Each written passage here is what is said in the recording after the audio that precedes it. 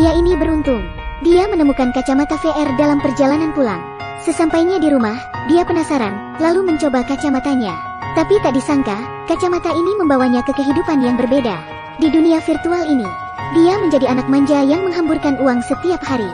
Tidak perlu bekerja, hanya mengambil uang orang tuanya dan berfoya-foya. Selama pesta, ada banyak wanita cantik. Saat ini, ada wanita yang sangat cantik mau merayunya. Ketika dia ingin mengambil uang untuk wanita itu, kacamatanya mati kehabisan daya baterai. Dia baru memahaminya sekarang. Kacamata ini bisa membuatnya merasakan kehidupan orang lain.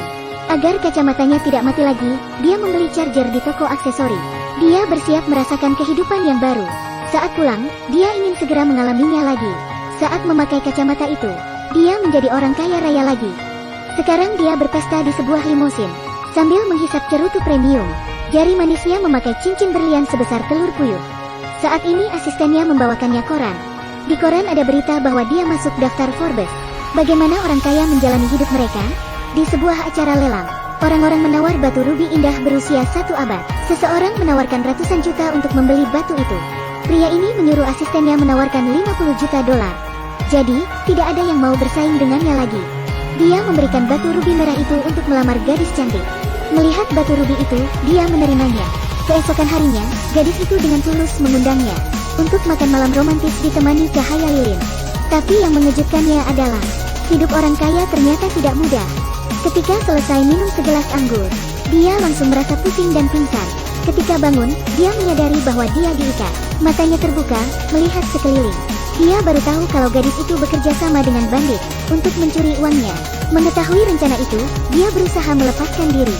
Tapi dalam perkelahian itu, gadis itu membunuhnya.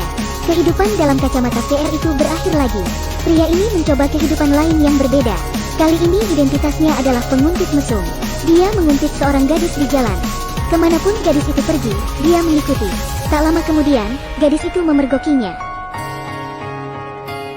Tapi sesampainya di rumah, dia baru tahu. Ternyata gadis itu adalah istrinya. Di rumah, dia adalah orang yang sangat posesif. Setiap gerak-gerik istrinya dikontrol olehnya. Karena tidak ingin istrinya keluar, dia bahkan menguncinya di rumah. Hari ini istrinya ingin keluar untuk makan, tapi dia melarangnya pergi keluar. Malam harinya, istrinya sudah tidak tahan. Istrinya menikamnya. Kehidupannya pun berakhir lagi. Tapi dia memakai kacamata lagi untuk keempat kalinya. Kali ini dia berperan sebagai pria baik, dan pacarnya sangat kuat. Setiap latihan bela diri, dia selalu babak belur. Sebelum tidur, dia harus push up 200 kali. Pacarnya berangkat kerja di pagi hari, dan dia tidak perlu kemana-mana. Tetap di rumah, menunggu pacarnya pulang. Tapi pacarnya bilang dia harus meneleponnya setiap 15 menit. Suatu waktu, pacarnya memergokinya saat baru saja menyapa gadis lain. Kali ini amarah pacarnya benar-benar meledak. Dia tidak ingin menjalani kehidupan penuh kekerasan lagi. Di kehidupan kelima, dia berperan sebagai pelancong. Di daerah pegunungan terpencil, sebuah mobil terus melaju. Dia melambaikan tangan ke mobil lain. Tak disangka, sopirnya gadis cantik, dan mau memberinya tumpangan.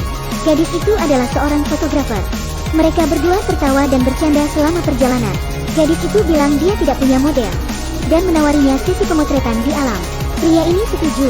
Setelah selesai mengambil foto, mereka menikmati malam yang menyenangkan di hutan. Tapi keesokan paginya, gadis itu mengingkari janjinya. Pria ini ditinggalkan sendirian di tengah hutan. Akhirnya, dia harus berjalan kaki jauh.